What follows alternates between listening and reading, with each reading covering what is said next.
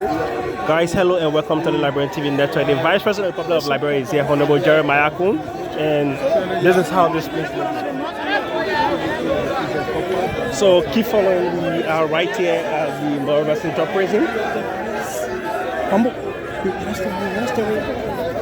Jonah, keep it short. Right. Keep it short. No more than 3 questions. Mr. Vice President, my name is Elijah Payne. I report for Fortune Television. We have seen here, along with your entourage, have come to visit this prison compound. Tell us of their assessment. What did you see and what needs to be worked on for the sake of Liberian people? I think there's a lot of work needs to be done here. I mean, most times we pass by this fence, not knowing exactly what happened in here, but entering in here today, I think there's a need to take this prison compound out of here. We know that they are constrained, they are priorities. Our budget is very small, but with what we saw here today, I think we'll let the president know. As you may be aware, I came to represent the president.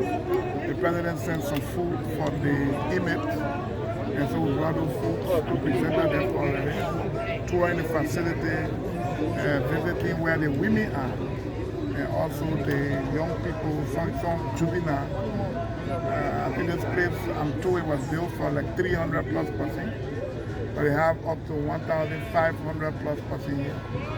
So there's over 5 times the number that's supposed to be here. There's a need to move this prison compound from here. As a government, we'll do what we can. We inform the president about it, and we know the president will do something. I'm Francis K. Kopo. I report for the Liberian TV Network. What level of emotion have you gotten since your visitation here today? I see something new. It's a different terrain. You can see as we move around, some people, I spoke to a few persons, some of them, they are here for little or nothing. And so we go with King with the Senator General, who from here we're going to inform the president, and we are hopeful the president will ask him to come here and start to look at people's files. Myself, I intend to send my legal officer here to look at some of the things happening here so that we brief the president properly. And based on that, the Ministry of Justice can advance, and then the president can take some action. Some of the people here, somebody slapped their friend, and they brought them here, they're in jail. Those are minor issues that I think the president can take some action on and grant them some clemency. Some of them have been here for a year, they have been going to court. Too many things. But again, we are not here to complain, we are here to fix it. And so as we see them, we'll leave them with the chief executive. And he's the head of the executive. Thank you. And based on the instruction, we'll act. Thank you. Thank you, John. The world. Most of them do it for passion and love. In fact, most of the people who write stories, they got to write 3 stories before they get found out. And if you write a story and they don't publish the story, you still get 0, even though you applied work, which is 4 times the distance. You pay your way, you do the story, and all they say we wanted is take engage small thing. Let talk so. Sometimes you will not talk your way out of grace. When grace fall on you'll take it. Because if the man wanted to bribe, he would not have said it publicly. All of you here, only 25% of you guys here today will get small thing for the story you're writing. The other 75% gotta look for another story that will bring about something to the editor. So I just want to encourage you guys. My Independence Day message to you guys is simple. We at LBS, we say one day when we come to the media, we'll come with full package. And we're working on it because we know our competitors will try to step on it. But you, the journalists, have you ever asked yourselves, why is it that television in the Republic of Liberia is only limited to Monrovia County? Article 15 is clear. It is the right of the Liberian people to be informed, but you cannot continue to inform them verbally. They deserve to see the development, true or false. Why is it that people in Lofa cannot see what's happening in Grandia? Today, we don't hear noise about people sticking in the mud. In fact, senators are confirming that the president said that in his first 100 days, that the roads will be passable.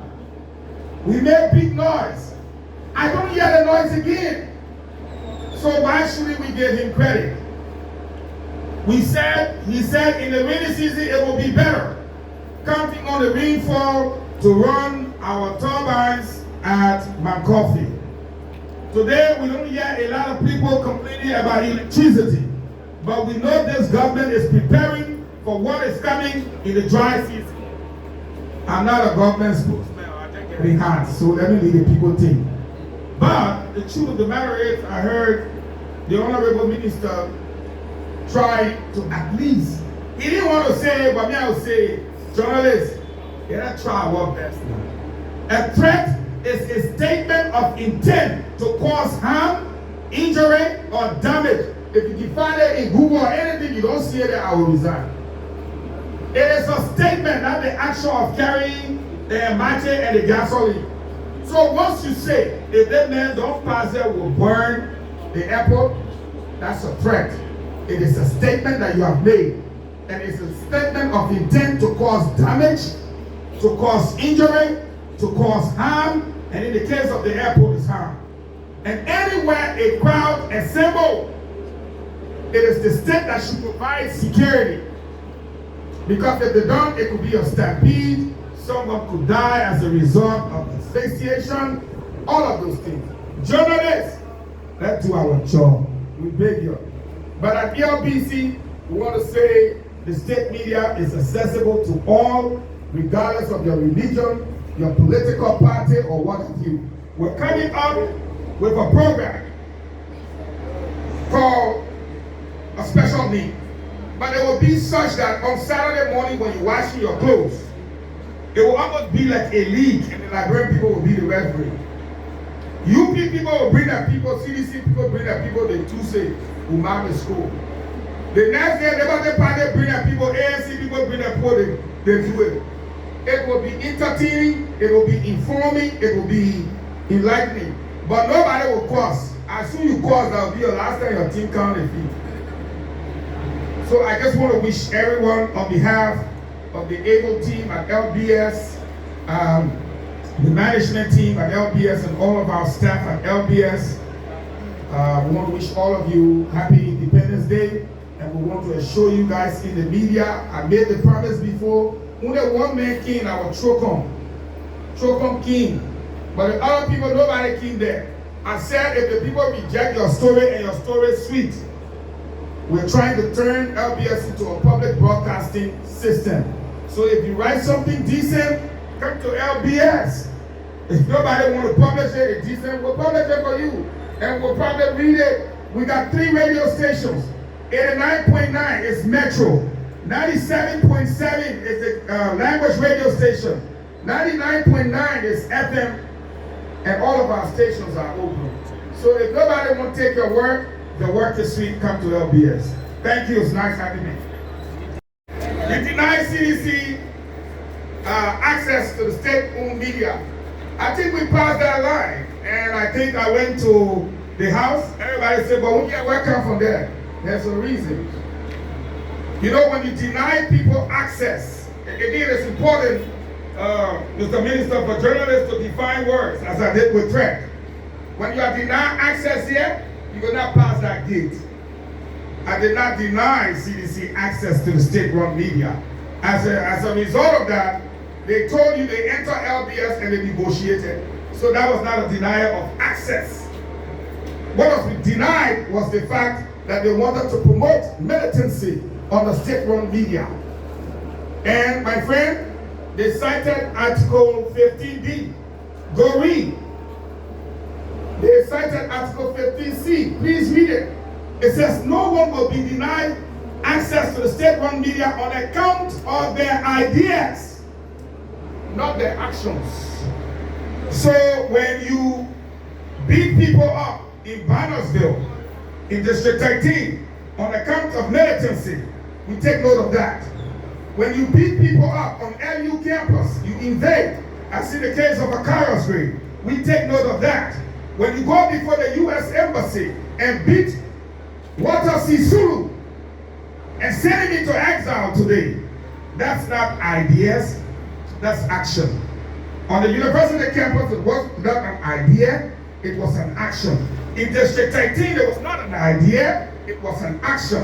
And if you ask us to promote militancy and the individual accused in any section by the United States government for those gross human rights violations, then it is the willing like us or amongst us to checkmate you when you in an act says, and I quote, I, Jefferson Tamakoji, a militant and a cadre.